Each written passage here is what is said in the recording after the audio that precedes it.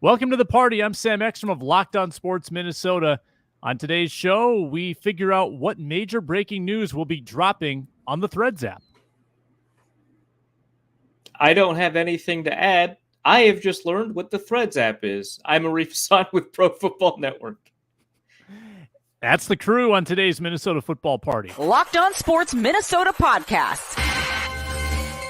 It's endless Minnesota Vikings talk with the diverse voices of your local experts. It's time for the Minnesota football party.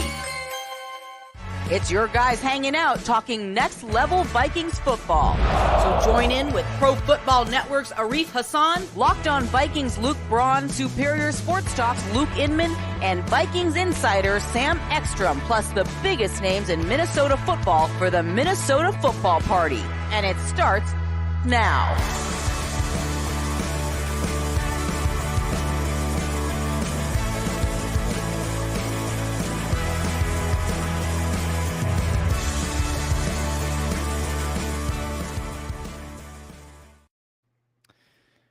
Welcome back to the Minnesota football party. I'm Sam Ekstrom. I'm back from vacation. Luke Braun still absent. Luke Inman gets the day off. It's PTO week, apparently, at Locked On Sports Minnesota. But hey, we press on with the stalwart, Arif Hasan of Pro Football Network. He doesn't take days off. He never misses time. He's at Arif Hasan NFL.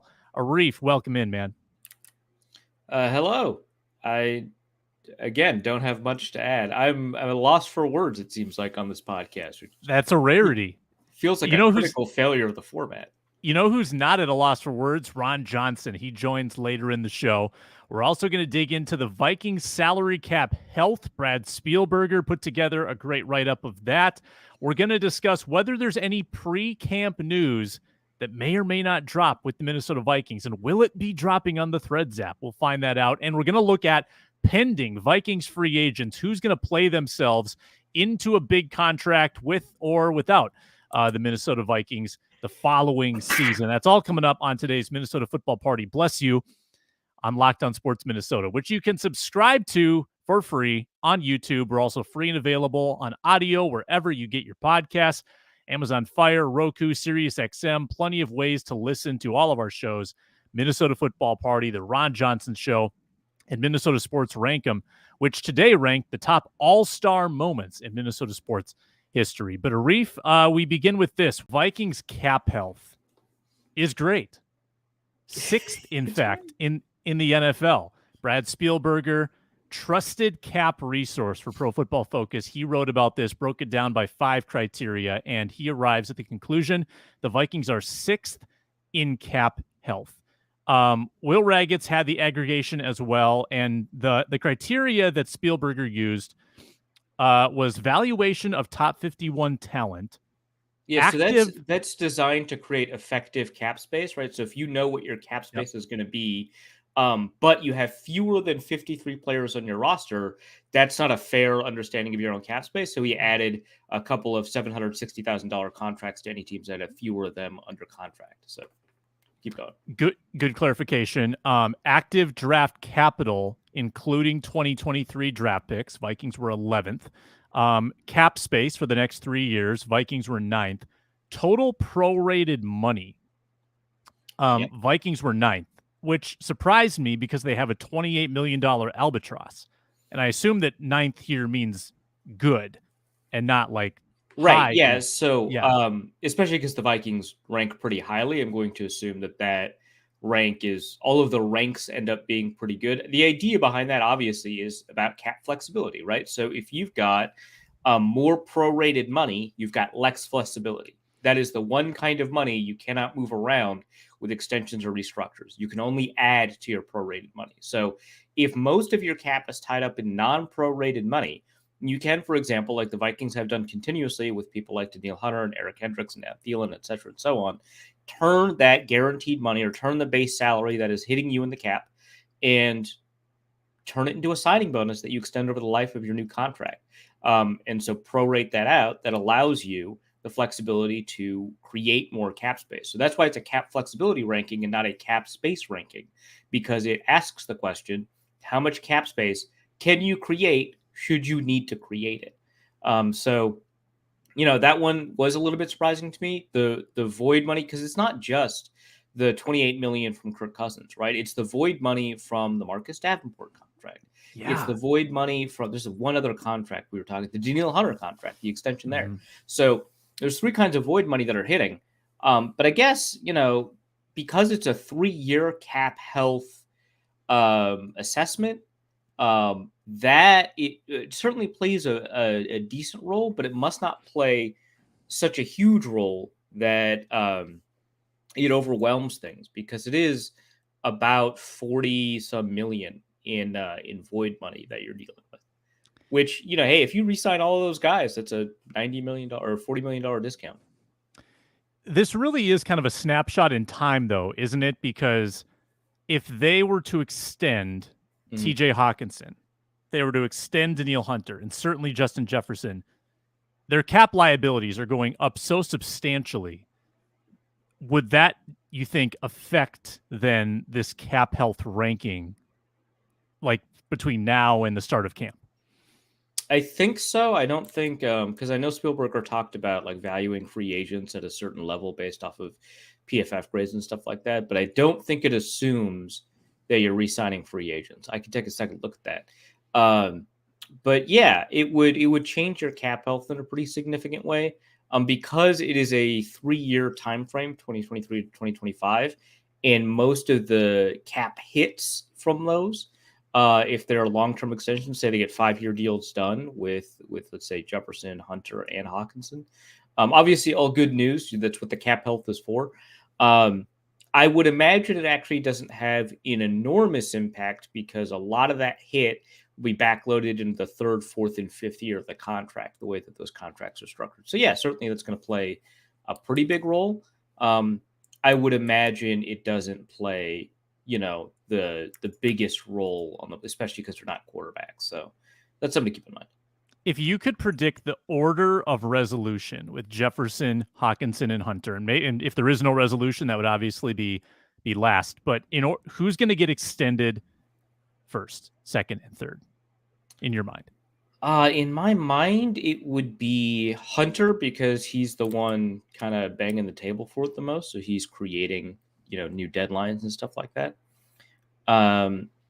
Then I would say Hawkinson and Jefferson. Normally I'd say Jefferson. The reason I didn't say Jefferson is 2 reasons. One is that Jefferson himself is just taking it remarkably slow. Very, I don't know if lackadaisical is the right word, but he's playing it pretty slowly, not urgent, right? The second is that the Vikings seemingly, there's a report, I think, from Florio, right, that the Vikings are willing to just kind of wait. They've got the 5th-year option, where they've got him under contract for, I don't know, like $19 million or something like that. They could negotiate into that window pretty easily. So it seems like both sides are pretty willing to wait on this without causing much rancor.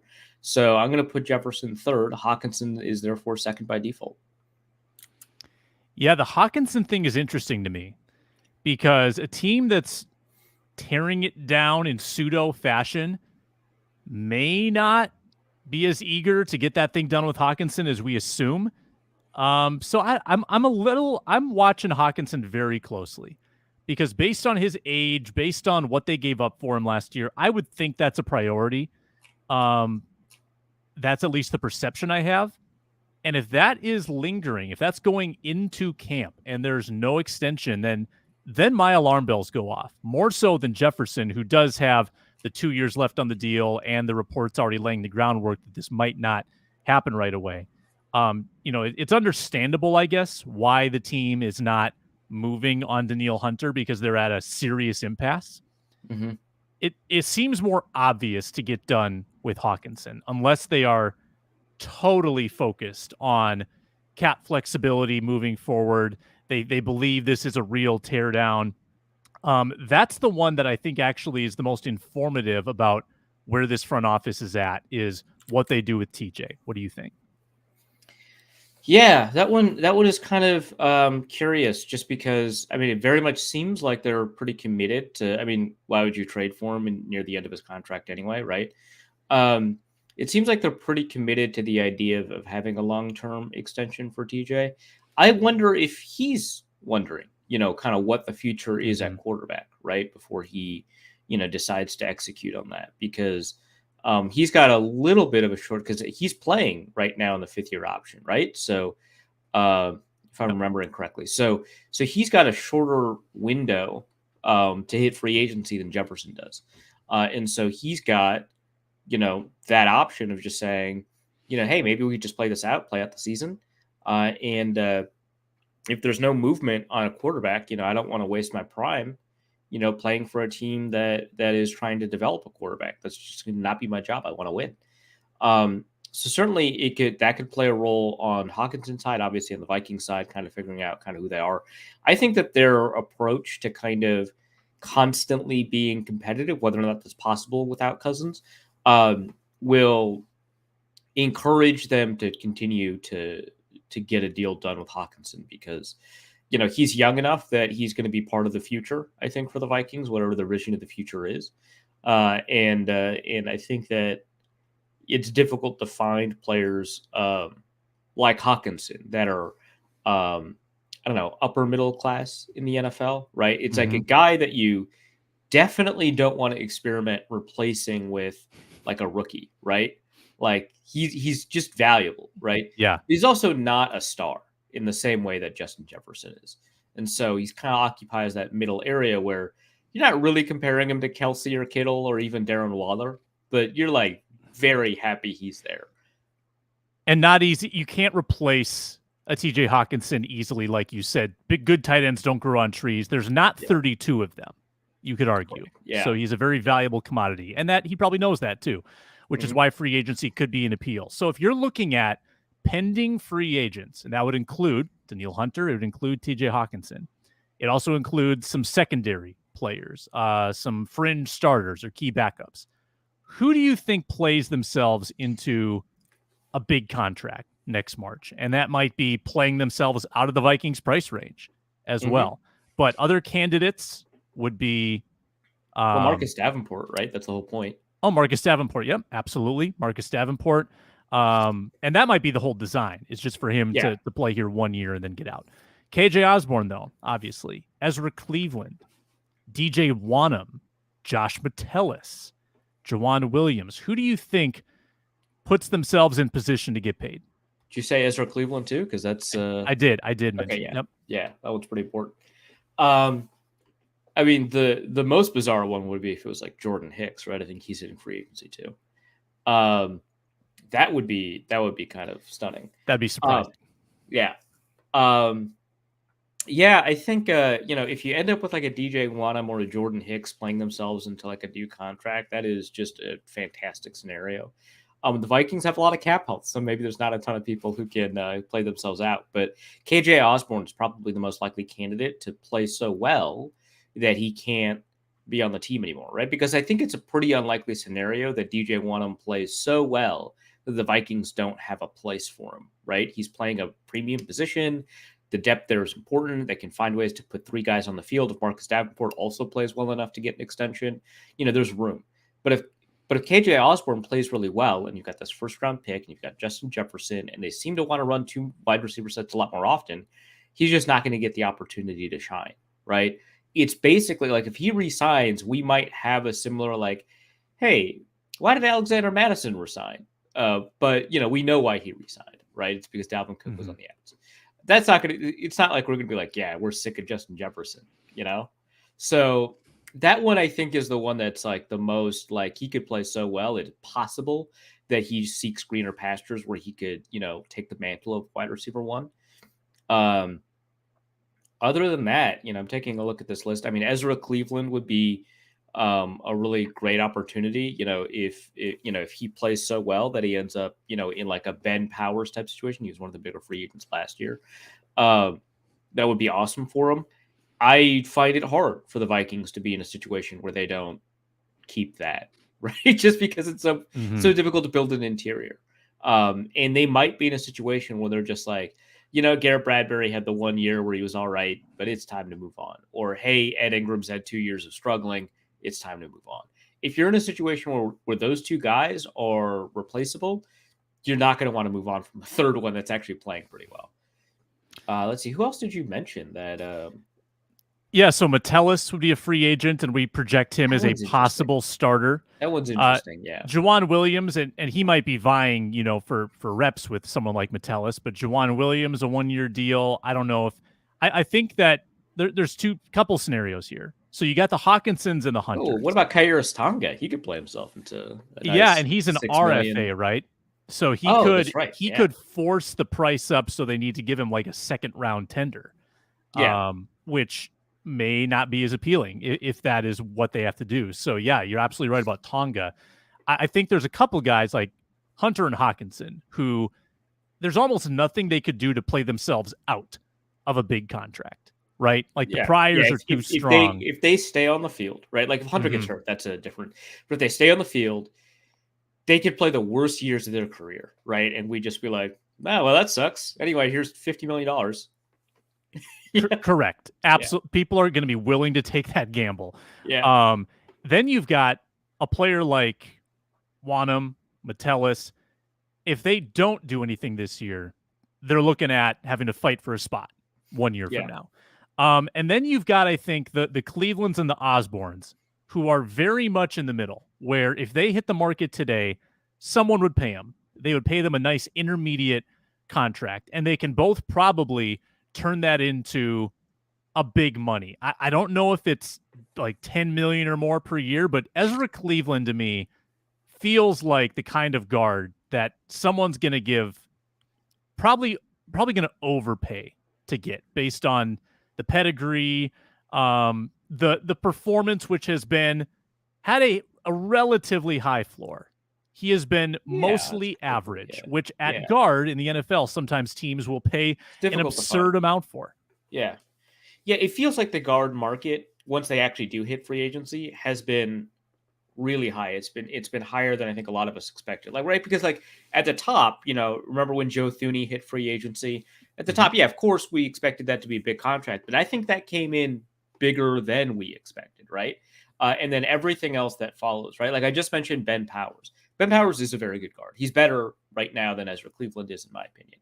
But he signed for a lot of money, like 14. It's a crazy amount of money for a guard. So it is entirely possible that we end up with a guard market that is going to be very friendly to somebody like Cleveland, who's got, like you mentioned, a pretty high floor. I'm trying to get the free agency list of guards loaded, and over the cap sometimes it takes a second.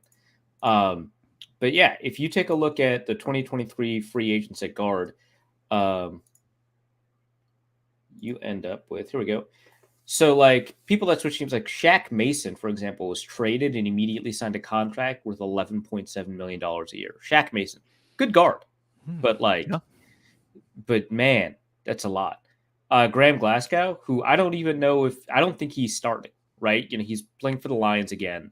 He is maybe their second backup, not even their first backup. He'd be $3 million a year, right? So you're in a spot where like these guard contracts and Ben Powers, I mentioned 13, not 14, $13 million. Nate Davis, when he signed with the Bears, $10 million. Nate Davis isn't even a good guard, right? Like that's no. So yeah, I think that because of the rarity of the position and how difficult it is to find somebody that you feel like you can trust, you end up in a spot where you end up paying some of these guys $10 million just because it's like, he's a starter, right? Which was not the case. We live in a world where Nick Easton probably earned like 15 million NFL dollars just by virtue of being a starting guard. Not a good starting guard, just started on a good team. Yeah. I remember arguing with Saints fans about that because when he signed with the Saints, I was like, well, good for him, right? Like, I'm happy for him. But that's not going to help them. And they were like, well, the Saints wouldn't sign somebody who's bad at offensive linemen. And they listed all of their historically very good offensive linemen. And it's like, well, times change. Yeah. Yeah, the Saints, they're a long way from that. We've got Ron Johnson coming up on the show. Before we get to him, a reminder to check out FanDuel, which brings us today's show, and FanDuel.com/lockedon. Take your first swing at betting Major League Baseball on FanDuel with a wonderful new promotion. you get 10 times your first bet amount in bonus bets, up to $200. So you bet 20, they give you 200, win or lose in bonus bets, $200 you can put on money lines, over-unders, who you think is going to hit the first home run. It's all on the safe, secure, easy-to-use FanDuel Sportsbook app. When you win, you get paid instantly. No better place to bet baseball than FanDuel, America's #1 sportsbook. Sign up today. Again, FanDuel.com/lockedon. Get up to $200 back in bonus bets. FanDuel.com/lockedon. It's FanDuel, official partner of Major League Baseball. Ron Johnson joins now in the Minnesota Football Party, host of the Ron Johnson Show. He's at 3Ron Johnson on Twitter, and he joins us now en route to somewhere hopefully tropical. Ron, how you doing today? I'm good. How's it going? I wish I was going somewhere tropical. Definitely not.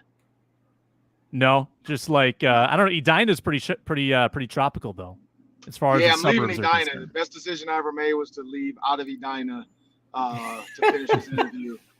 Love to hear it. Edina's not where you want to be unless you want to try for the Mighty Ducks. So I'm out of here. Yeah, there you go. Awesome. Well, my first time talking to you this week, Ron. I've been off. You've been doing some good shows with Luke Inman. We were just talking with Arif about future free agents for the Vikings, including guys like Ezra Cleveland, TJ Hawkinson, Danielle Hunter, KJ Osborn. In your opinion, Ron, if they all hit free agency, and they could extend Hawkinson, right? They could extend Hunter, but if they all hit free agency, who do you think's getting just a whopping payday next year? I'd say, honestly, I feel like the tight end is one of those positions. But who's it? Danielle Hunter, TJ Hawkinson, and who's the other one? I threw out Cleveland, Ezra Cleveland, and KJ Osborn. I'd say of that group, I'd say it's between Danielle and TJ Hawkinson. I just know the tight end is considered now the wide receiver 2 on a lot of teams. When you talk about Travis Kelce, you look at, his production there and how he's shown you don't really need 2 receivers if you have a guy like Travis Kelce. TJ Hawkinson coming from Iowa. Same with the 49ers, George Kittle being technically kind of wide receiver 1 with George Kittle. I would say TJ Hawkinson, but Danielle Hunter, honestly, pass rushers, if he stays healthy, he's young. If he stays healthy and shows he can go a whole season regardless of where he ends up, if he stays with the Vikings and maybe lowers, just like Anthony Barr did, and say, you know what, I'll stay, but I want 1 year left on this deal and I want to be done. I'd say pass rusher too. Like pass rusher, tight end is kind of the way to go. Offensive guard, not so much. Wide receiver 2 / maybe 3 on some other teams. I don't see KJ Osborn getting a big payday, so I would definitely think. But Christian Kirk showed us you never know. But I'd say TJ Hawkinson and Danielle Hunter are set to get. And of those 2, if I had to put my money somewhere, I'm going to honestly probably go with Danielle Hunter because, again, pass rushers are that's the name of the game. Quarterbacks are getting paid a ton, and I got to find somebody to stop them, and it's Danielle Hunter. Mm-hmm. When you take a look at a player like, KJ Osborn, who you didn't bring up, but is somebody that I just feel like very often wide receiver 3s, when they play really well, end up trying to go somewhere else in free agency to see if they could earn a job as a starter. Is that an area where, because the Vikings seemingly are moving in a direction where they're going to be kind of a 2-receiver team, they got a first-round pick in Jordan Addison, so long-term there's probably not going to be a ton of room for KJ Osborn. Is that an area where you just feel like, if he plays pretty well, that's it? There's probably not going to be a scenario where they re-sign KJ Osborn? Yes and no. So here's the thing about it. KJ Osborn to me reminds me this year. There's two scenarios where this happens.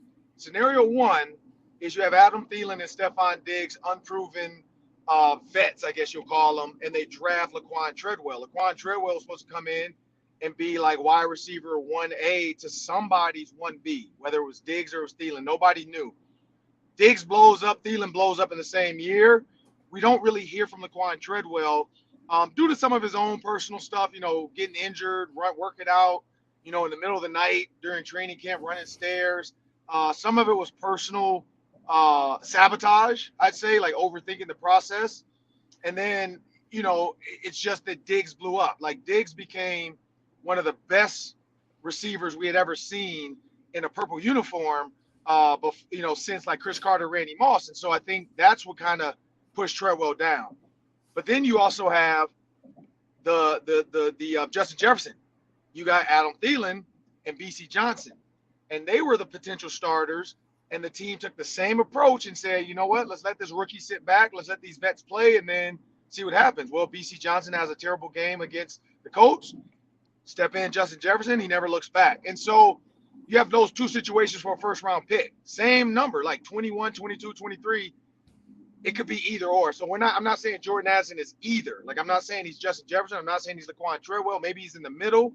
But we really don't know, because if Jordan Addison doesn't become what we think he should be, and he's more like a Jalen Reagor, nothing against Jalen Reagor, I think he's a good player, that might give KJ Osborn a chance to step into that Adam Thielen role and be a guy. So I never want to like just say like, oh, this guy's a 3 and he's going to go somewhere. Like, we just don't know. College highlights look great until you put on that NFL uniform, and you got to prove you can still do it. And there's not a lot of guys that continue to compete at that level. And there's nothing wrong with being wide receiver 2 or 3 in the NFL. It's still, you're the best of the best. You're a less than 1%er at that point. But I think for Jordan Addison, he's going to dictate a lot of what happens to KJ Osborn. And so we'll see. And KJ Osborn can dictate a lot of what happens to Jordan Addison. So it's chicken or the egg. Like, we won't know until we get the season going. Absolutely. One more thing. Sorry, Sam. I know we like to trade off questions, but just I love KJ Osborn. I want to ask questions about him. One thing that I'm kind of curious about, because of this emphasis on producing better running looks and stuff like that, even within a 2-receiver set, I wonder if one of the reasons that Osborn might eat into Addison snaps early, not just because he's a rookie, might eat into his snaps early, is because he's probably the best run blocker that we've got on the receiver roster right now. And if they're truly committed to being better at running the ball through the virtue of blocking, it feels like there's going to be a lot of opportunity for Osborn to just be on the field so that he has the ability to block, and maybe they'll audible out so they'll throw, or maybe it's play action, whatever. But that'll give him some opportunities, because, I mean, I like Addison, but he does not look like a blocker to me. And, looks can be deceiving, but for now, I'm going to trust that it's going to be difficult for a guy his size to take on a linebacker. Yeah, big facts. I'd say KJ Osborn is the best blocker as far as receivers go with this team. If they are going to go like a big receiver set where it's TJ Hockenson and KJ Osborn, I think that's going to be what you're going to see, especially if it's a run pass option, meaning, hey, if we have a look we like, let's run the ball. Let's let KJ Osborn block the crap out of a safety or a corner. But then also if we need to pass out of this set because all of a sudden they're in a position that it's favorable for us to split TJ out. Split KJ out. Now TJ has a safety maybe, or a linebacker having to guard him, because they went with like a bare set front, and they only have 3 DBs in the game, and they don't want to have to push a corner maybe or safety out. So I could see KJ Osborn being if I'm picking a guy in the slot that's going to dig out a safety in the run game, I'm going to take KJ Osborn over anybody else in that room right now. So I definitely see KJ Osborn being the potential wide receiver 2 for most of the first 3 games at least. And then it's his job to lose. I don't think it's going to be Jordan Addison's job to gain. I think it's truly, because with Jordan Addison, they know, okay, we got 4 years with this guy. So we know we have at least 4 years before we have to even talk about a 5th-year option. I think they're going to play that well and say, let's see what we truly have in a KJ Osborn to see if we can get the most out of Justin, KJ, and Jordan Addison on a rookie deal for at least 3 years, and then let's go draft us a quarterback if we don't decide to bring Kirk Cousins back. But no, I think KJ Osborn is really good. I think he can be really explosive in this offense. But again, it's going to be between those two. KJ Osborn and Jordan Addison are going to, unfortunately, are going to battle each other for that time. Yeah, I agree with that assessment, Ron. I think KJ's sitting on a big year. Let me ask you this, Ron. July 6th. So NFL players are about 3 weeks away from reporting to training camp. When you were a player, at this point in the summer, were you still kind of, relaxed mind, kind of taking it a little easy? Were you working out pretty hard? Was there a stress of the impending camp coming up for you? Where were you at around the 4th of July during your playing days? Well, I mean, for me, every year I was a bubble guy. Like besides my rookie year, I kind of felt like I had it. Every year I was going to be that third, fourth receiver. So for me, yeah, this time of the year, I was kind of relaxing, not doing anything stupid.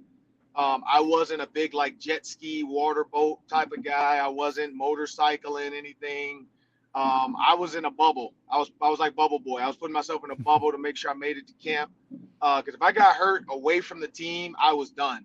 And so I just kept that in mind. So like with my girlfriend, who's not my wife, like they wanted to do all this. Like I do Valley Fair, but that's about as far as I'm going. Like I'm not taking like a big trip. I'm not gonna I'd visit family in Detroit. So me and my girlfriend at the time would go to Detroit for a little bit. I'd be here in Minnesota working out, and then I would go back to Baltimore maybe like 2 weeks early, because I did have a house. So I would go back 2 weeks early and just get kind of acclimated again to the area. Because being away from somewhere for a month, it does take you time to get used to the freeways again. Driving again. I mean, now at my age, being gone for like 10 days on vacation, it takes me time to get used to Minnesota again. So, back then it was, working out, but not doing anything crazy, like realizing that I've done all the work up until this point. 1 month of like relaxed workouts is not going to make or break me unless I didn't do the work in the summer. But I was a 95 to 99% guy. Like I was in Baltimore for all the off-season workouts. I was there for all the OTAs. We had a personal trainer guy that would train us all on the side as well. So I was doubling up. Like I was going, I remember I did like boxing classes with Sam Cassell because he was from the Maryland area, I guess.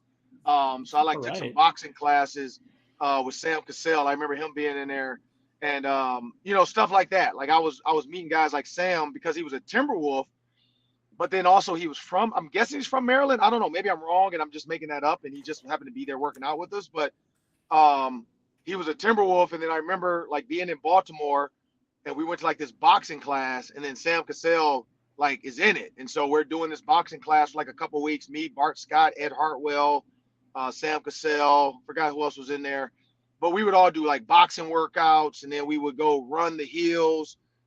We did like these med ball tosses up hills, so we did some of that stuff, some explosive parachute stuff, but it was really like low key. And then I would reach out to like Kyle Bowler or Chris Redmond and say, hey man, let's go throw for a little bit at the facility. We throw for 30, 40 minutes, get some routes in, and then the day is mine, because we were starting these workouts at like 6, 7 a.m. So we were done by like noon, and then from there it was like relaxing, watching some TV, stretching, getting massages, stuff like that. But yeah, I was a guy that I knew I had to do everything to make sure like I'm in shape, because I was going to be on all phases of special teams. Like special teams practice for me wasn't like the vets. Special teams practice was like a cakewalk. Like they got to sit back and watch us run up and down the field and do 10 kickoffs, 10 kickoff returns. We had to do punt, block, punt return. And you see Ray Lewis over there. They're over there drinking water and just chilling, laughing, having fun. So for me, I knew I had to be in shape because I had no real breaks during training camp. So that was me. I know some guys that are vets and they have the ability to rest. They have a different approach. And also training camp's a lot different now too. Our bodies had to be ready for the brutality of true two-a-days where you were wearing pads twice. You had to hit in the morning and you had to come back in the afternoon and hit again. Where now, like the morning practice is a walkthrough in flip-flops. And then the second practice is a practice in shorts and shells for like a week. And then you get to put pads on like maybe after 4 days or something. So it's way different. Yeah, so you mentioned a couple of times that your approach was like mediated by the fact that you knew that you were on the bubble. Do you find that a lot of players have that kind of awareness of kind of where they stand, or is there, some players, who have been like the best player at high school, best player in college, and now they're in the NFL, and they just kind of assume, things will work out? Are there players who have the kind of confidence that they're just definitely going to make the roster, that they don't kind of approach the offseason in a way that reflects the fact that they might actually be a bubble guy, or more players actually more aware of kind of what their standing is? I honestly hope they're more aware. I think the guys that are savvy in their business side of this sport, I think they're very aware of where they stand.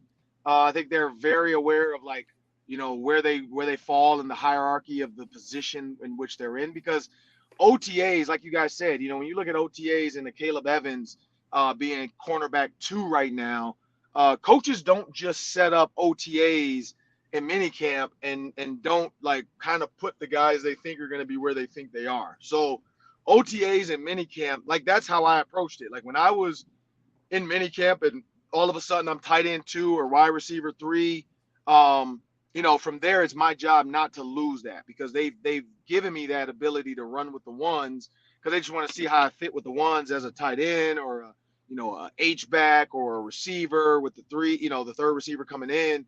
So there's a lot to that too. So if guys aren't aware of their situation and where they stand, that's on them. But no, I think a lot of guys are kind of figuring it out. And they do take the time to understand, hey, if I'm if I'm with the 2s and the 3s, this is where I'm kind of at. So how do I get with the 1s or the 2s? I have to bust my butt. And so if they are, thinking, hey, like, man, I just made, $30,000 this off season, and that's good. Yeah, it's good for 2 months, 3 months, whatever it was this off season. I don't even know how long it is for them.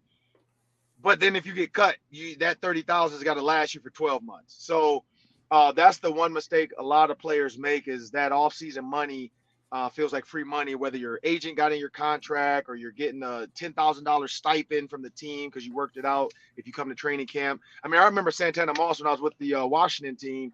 I think his was, because I remember laughing that he almost didn't get it, was like $500,000. I think he talked about it too, Sham, when we had him on our show. But he had like a $500,000 bonus, and all he had to do was make 80% of his workouts, and he almost missed it. Like he almost missed it. He had to like fly back because he had miscalculated, I guess, the number of practices. So he had to fly back, which if you're going to make $500,000, who cares how much the flight costs? He had to rush and fly back to make like a Monday workout so that his Tuesday, Wednesday, Thursday workout would count towards that 80% and he'd be fine. But yeah, like it's crazy when you think about stuff like that. So some guys, whatever their workout or off-season deal they worked out, because I know free agents now can get like $10,000 deals from the team to be a part of, $15,000 deals to be a part of the team, and we want to sign you even though you're a free agent. Great, but that doesn't mean anything to a team. $15,000 to them is like a nickel to some guys. Like they're like, oh, 15 grand, I'm a billionaire. Sure, let's give it to him. Let's make sure he's here and he's ours. Let's see what we get. If he's not what we thought, we cut him and we move on. So yeah, so I think some players should be aware, but you just never know. Yeah, Ron, I looked it up. Sam Cassell is a Baltimore native, so you were right about that. Born there, high school there, yeah. I'd like an oral history of the Ron Johnson, Bart Scott, Sam Cassell boxing workouts. That sounds like a heck of a time. Yeah, that sounds great, yeah. I got to dig back into my mind. I'm going to try to get Bart on the show. I've been trying to get him, but I know he's busy because ESPN, everybody knows what's going on there, so it's really, I guess, tense around there the last year. What we didn't know is, people think layoffs come quick. It's been like a year, my guess, of negotiations, conversations. So it makes a little bit more sense of why the first year of the Ron Johnson, so Bart was kind of like, hey, man, I'll come on, let me know. And then, oh, man, this day doesn't work. So, but yeah, no, I just remember, like, I don't know why, but Sam Cassell, yeah, so I guess he's from Baltimore, but he must have known, like, Ray Lewis. And, I mean, of course he knows Ray Lewis. He's Sam Cassell. But, he must have known, like, Ray and Bart and Ed Hartwell. So, yeah, he would come to these boxing workouts with us.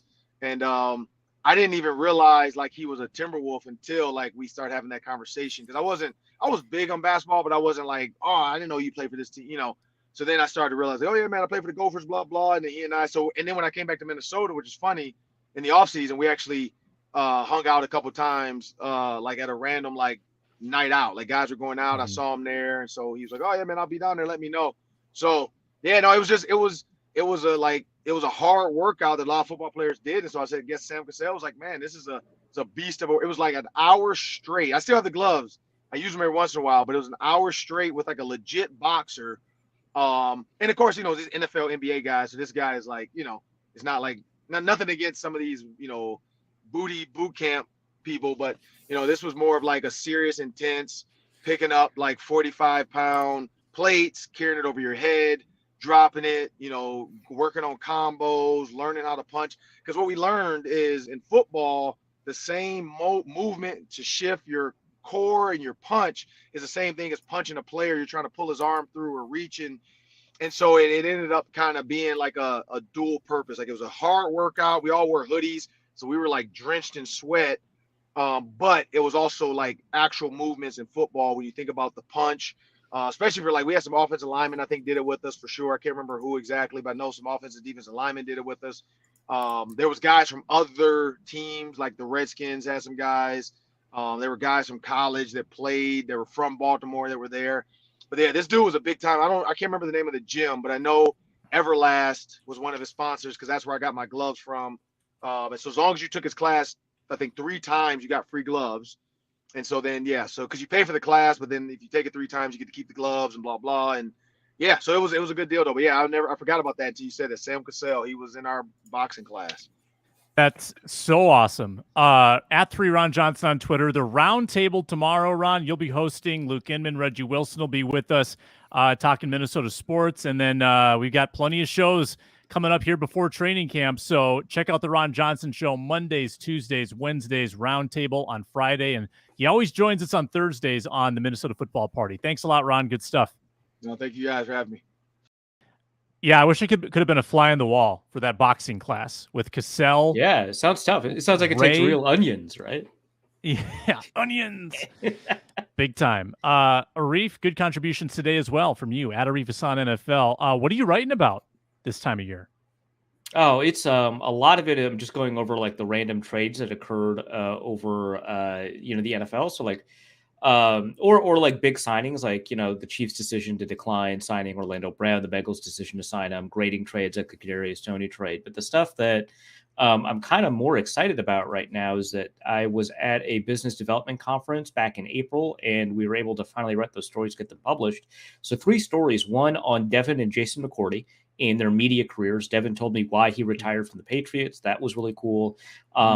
One from Julius Thomas, who is earning his PhD in clinical psychology with an emphasis on neuroscience. He's working with it's Julius Thomas, like from the Broncos and Jaguars, who is working with the Harvard Football Study Group to find better mental health outcomes, not just CTE related, but like all of the mental health outcomes associated with player retirement. So he's working to produce better outcomes for players. And then and finally, Atlanta Falcons receiver Mac Hollins, who is a weirdo. And so I wanted to talk to him about how weird he is.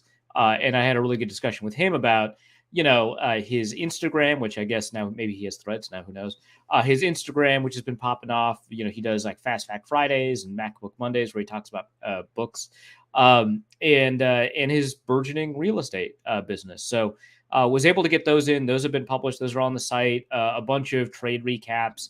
Some near daily, I'm writing some Viking stories. So very recently, I just wrote about, breakout candidates. I included KJ Osborn on that list, of course.